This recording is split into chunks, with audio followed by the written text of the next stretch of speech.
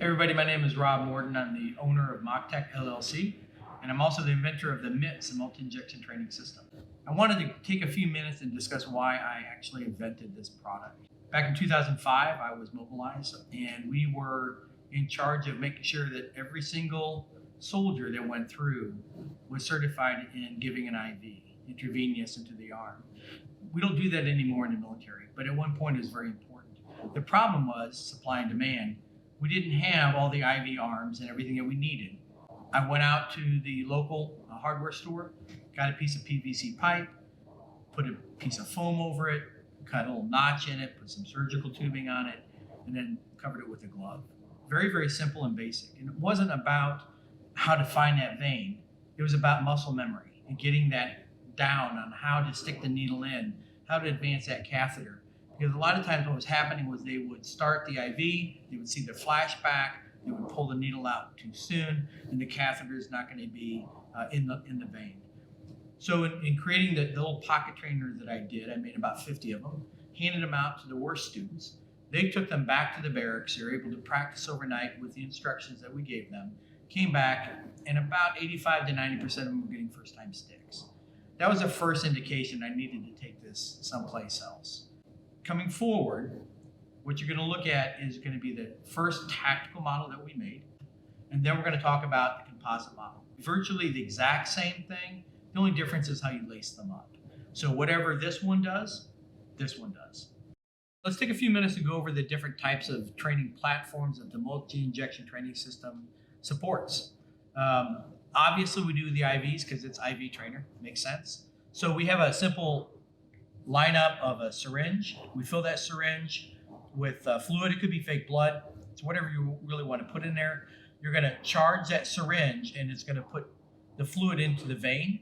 So you're pressurizing that vein. You're going to lock it, and then you're going to hit it with a needle. When you hit it with the needle, it's designed to give a flashback into the back chamber so you can validate it's a good stick rather than infiltrating the vein.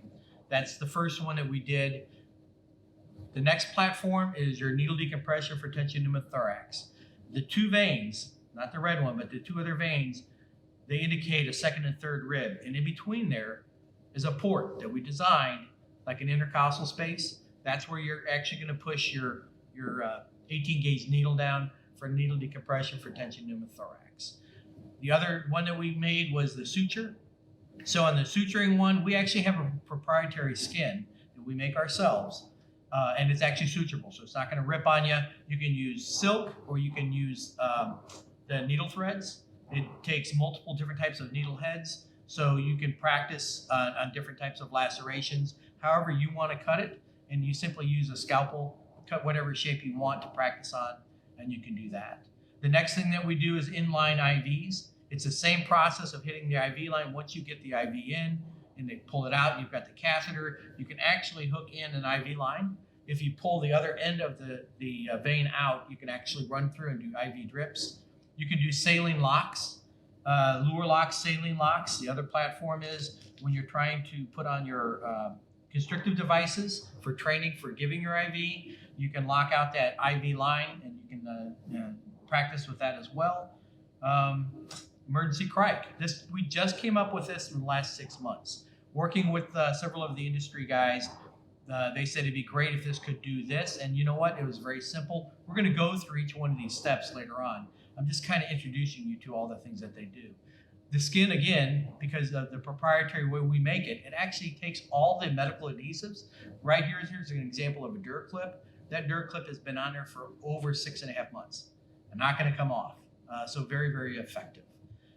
That was a training platforms. As you can see, we have 7, soon to be 8 or 9 more.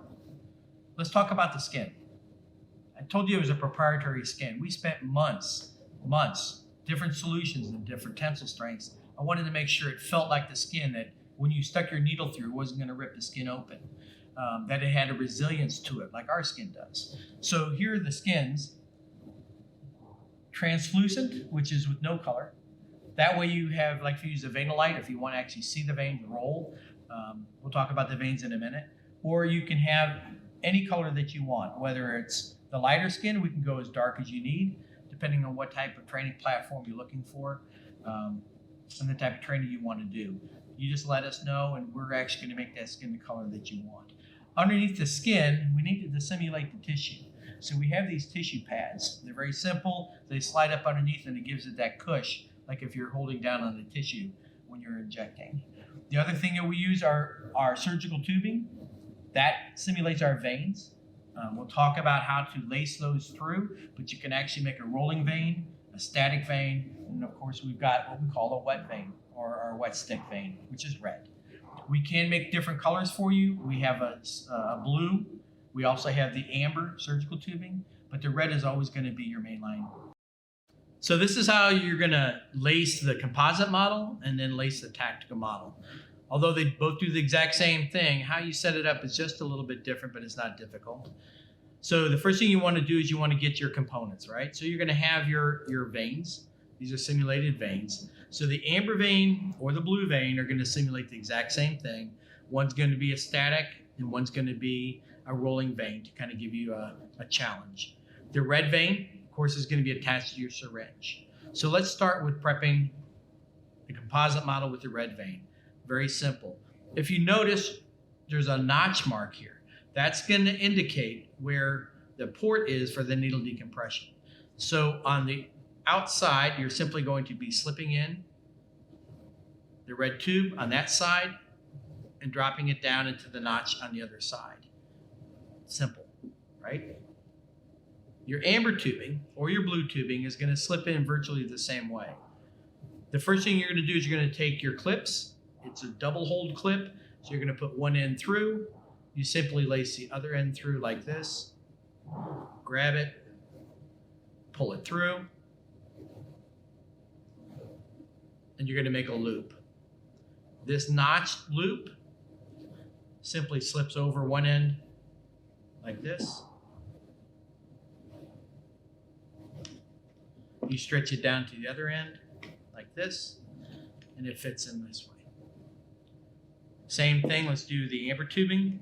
If you get the amber tubing, and again, there's no difference in the tubing other than color for aesthetic quality. Whether you lace it in the front or the back, we make it simple. Now, leaving extra tubing on here just to show you that what you can do is you can tighten it up. So by pulling one strap tighter, now that's going to be your static vein. This will be your rolling vein. It's that simple. Everything else goes inside of it, and then you put your end caps on. Your simulated tissue pad goes up underneath.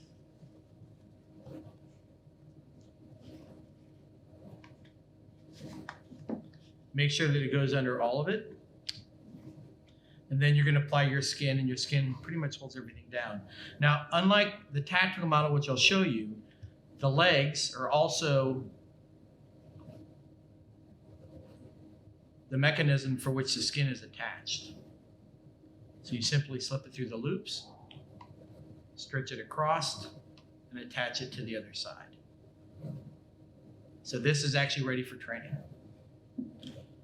On the tactical model, it's laced a little bit differently. Again, we're using the same type of clip. Now what this clip does for the red vein, it actually pinches it off so that when you pressurize it, you're going to keep that pressure. So when you hit it with your needle, you're going to get a good backflow.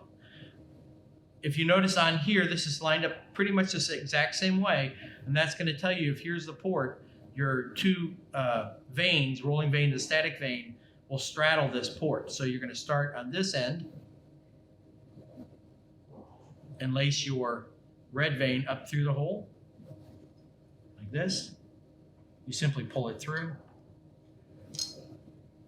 lock it down, and bring it through the other side. And then what you'll do here is you'll attach your syringe to this side like this. Okay? This extra is there for a reason, because when you hit this vein a couple times with the needle, you're going to be making small puncture holes. It's not going to bleed through immediately, but after 5, 10, 15, 20 hits in the exact same spot, what you want to do is you just want to advance this line through. Pull it through the clip and pinch it back down. The extra is meant to go inside. Okay. With the amber tubing, we're going to lace it from the back, Pull it up through, clip it down. We bring it through this side, and then we lace it across here. We come up through this hole here, just like lacing your tennis shoes. It's pretty simple. Pull it across, back down to the back hole here. And then the other hole that you have in your clip, you're going to be pushing that through and locking that in. That's going to give you your secure vein. Now, if you want a rolling vein, you simply pull one in, tighten it down. Same thing. You're going to take your skin, your tissue pad, slide it up underneath. And this is where it gets a little bit different. The pegs that you see here are not just the legs, stabilizing the unit as you move it from side to side so that you can get sticks. It's also how you apply your skin.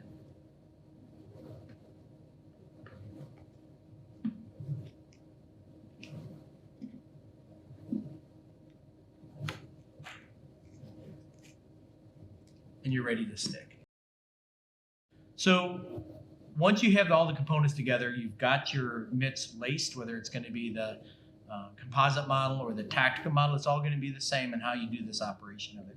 What type of needle that you use is going to be up to the type of training that you want to achieve. If you're doing peds, you're going to be using like a 22, or if you're using an actual adult, you may be wanting to use an 18. It doesn't matter whether it's an auto inject needle like this one, or if it's just a standard straight calf needle. You can use any type of needles on these. So we've talked about how you make a rolling vein and a static vein. Let's talk about actually sticking the mitts itself. I know you all probably have your own type of techniques, but again, this is for muscle memory. So one of the techniques that we've learned that is pretty proficient is the C method. So as you all know, there's a bevel edge on your needle, right? You're going to put your index finger on the top of the vein and use your thumb as a guide and press down. That's going to be your marker. So in between this line, I'm going to go ahead, put that beveled edge in.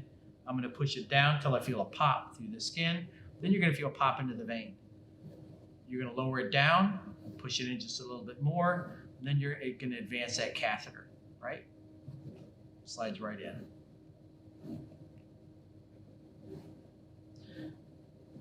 While holding pressure with your index finger, because if you let go, it's going to squirt, right? You're going to take the needle out, sharps. This is why this is a really cool thing. Inside. The sharps goes inside. There's no sticking. There's no accidental sticks. You know where it's at. You call sharps. You stick it inside. That's what we recommend in the classroom as well too, so that end user gets used to saying, "Hey, sharps, watch out. It's inside of it." Okay. Then what you're going to do is you're going to take your IV line, your saline lock, or whatever you're going to do. Right.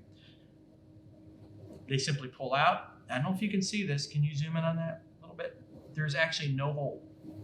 So depending on what size needle you use, how many times you're going to be able to get about 20 or 30 sticks up and down this one line here before you even see anywhere. The next thing we're going to do is move over to the wet stick. Same type of capabilities as the rolling veins, but this time we're going to charge it. So you're going to take your solution. We simply have some red blood dye here. We're going to fill up the full syringe. And the reason why we do that is because we want to make sure we got a full charge down the line. We put the tubing over the end of the syringe. And at the end of the syringe, we have this little stopcock. That's gonna, once we have it pressurized, that's gonna keep that fluid inside there. So we're gonna pressurize the vein. You can actually palpate it and feel it filling up. Once it's full, we simply lock it. That is completely pressurized. At this point, if you want to prep it like you're actually going to be doing a stick, you can go ahead and wipe it down. The skin is it's perfect. It'll take the alcohol with no problem, so don't worry about that. It doesn't degrade it at all. Clean it up really good. You want to check out your needle. In this particular case, we're going to go ahead and use a little 22 needle with a fly on it.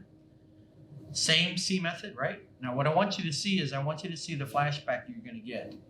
So holding down the C method, I'm going to go ahead and stick. I'm going to come in at a little bit of an angle. There's a flashback, right? That's how I know I'm in.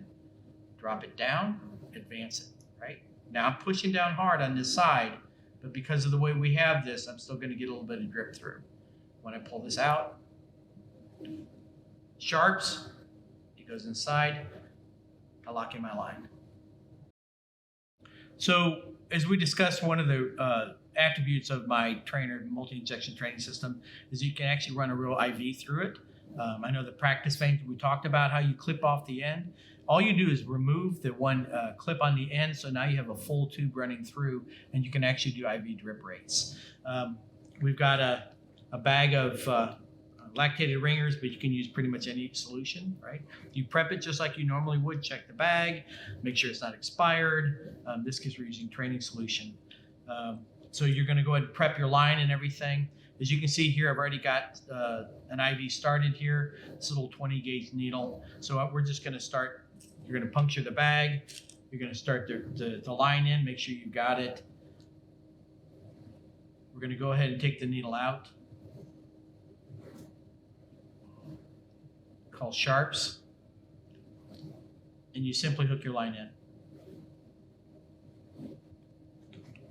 Gravity feed, the bag's going to run through, solution's going to come out, and you actually do your drip rates on that way.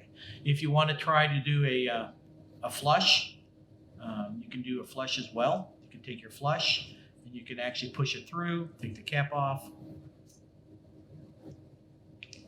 hook it into your catheter, and you can flush out the system.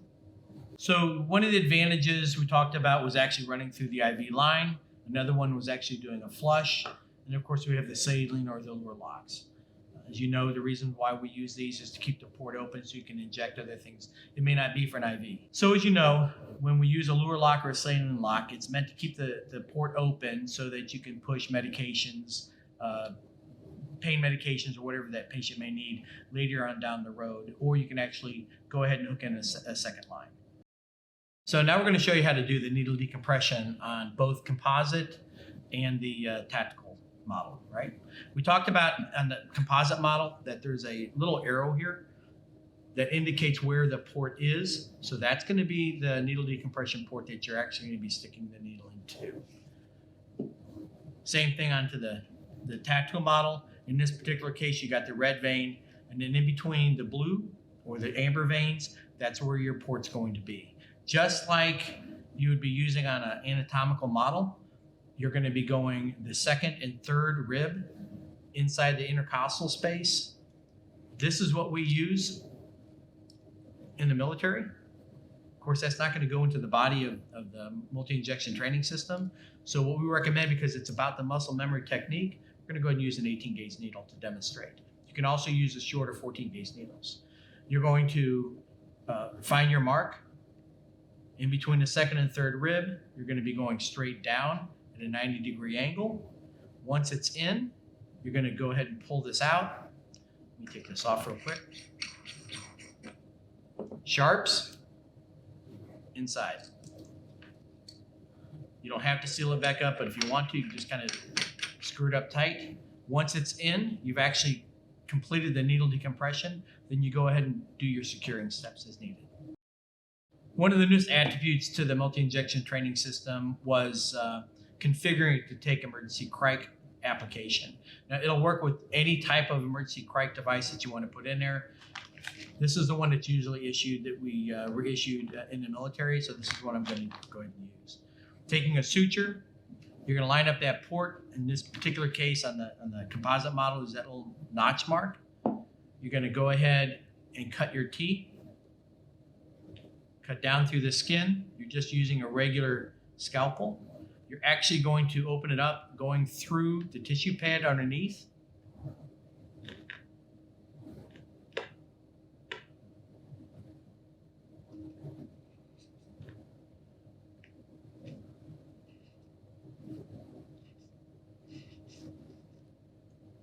Sharp. You can put this scalpel inside. Taking emergency crike device, you're going to push it down through the incision you just made, down into the simulated throat area. Push it down in. Once it goes in, you're going to push it all the way down. Inflate.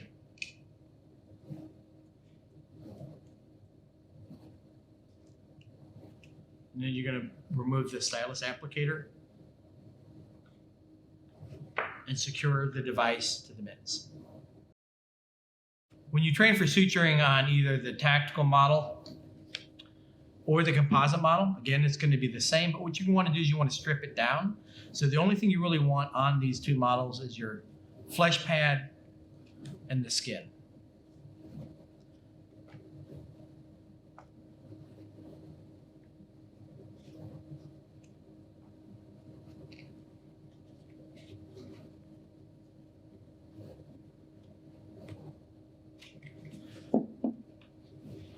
You can make whatever type of incisions that you're going to simulate suturing. I like to use the scalpel. It cuts through the skin very nice. And you have to worry about cutting into the tissue pad. It's pretty durable. So I'm not going to press too hard, but I'm just going to go ahead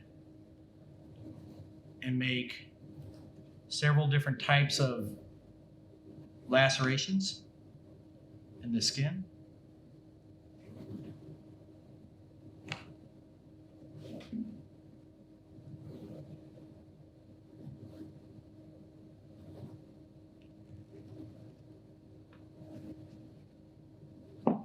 I'm going to go ahead and take my needle and needle driver. Again, this will take silk, it'll take monofilament, and just your basic needle thread. What I like about this is you can actually get up underneath the skin, hook it up underneath, come up through the other side, and pull it through.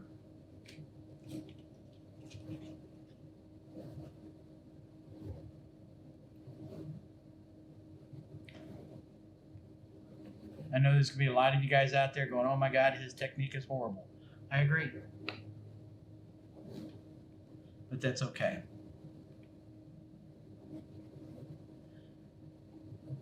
During the vetting process, I had a bunch of Navy Rule 3 doctors and surgeons train up their corpsmen and their nurses in suture techniques using several of my M.I.T.S multi-injection training system. And their comments was that the skin is probably one of the most durable training skins that they've used. So it's a pretty good validation there.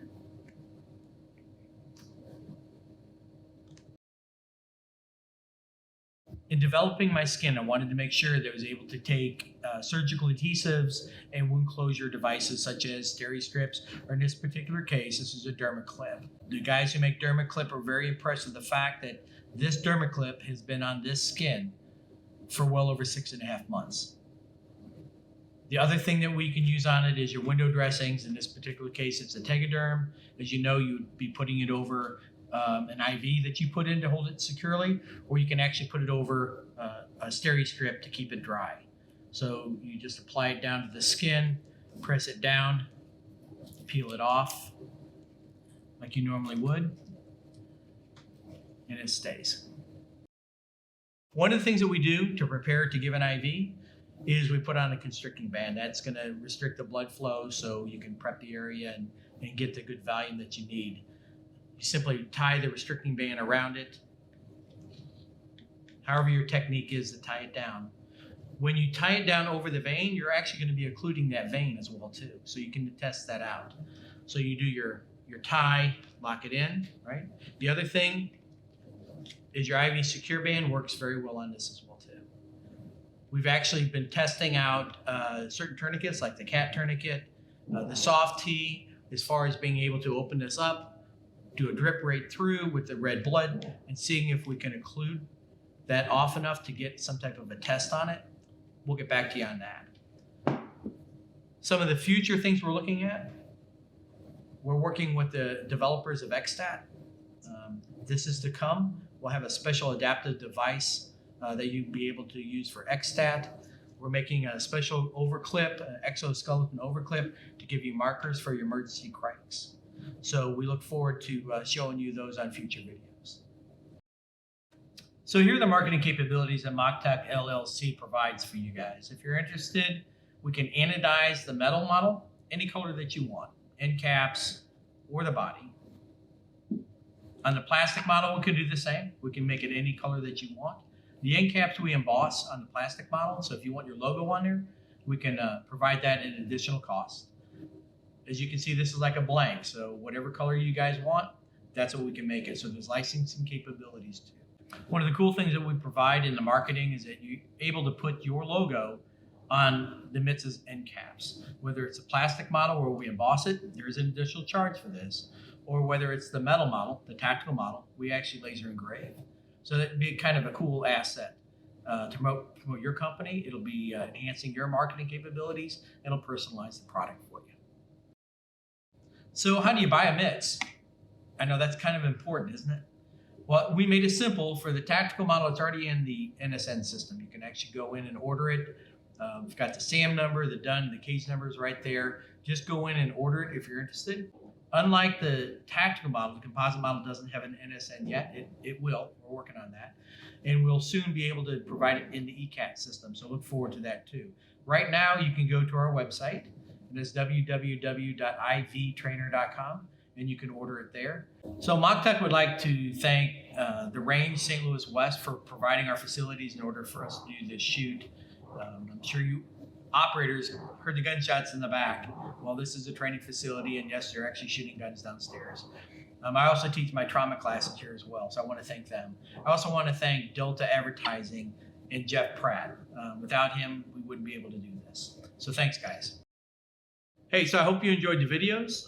If you're interested in purchasing either the tactical or the composite model, remember you can go to www.ivtrainer.com. So check back to our websites for all the updates into the ECAT system, the new things we're doing with different models, and there's also next generation already in the planning. So I want you to feel free to come back anytime, contact us, give us a call, or shoot us an email.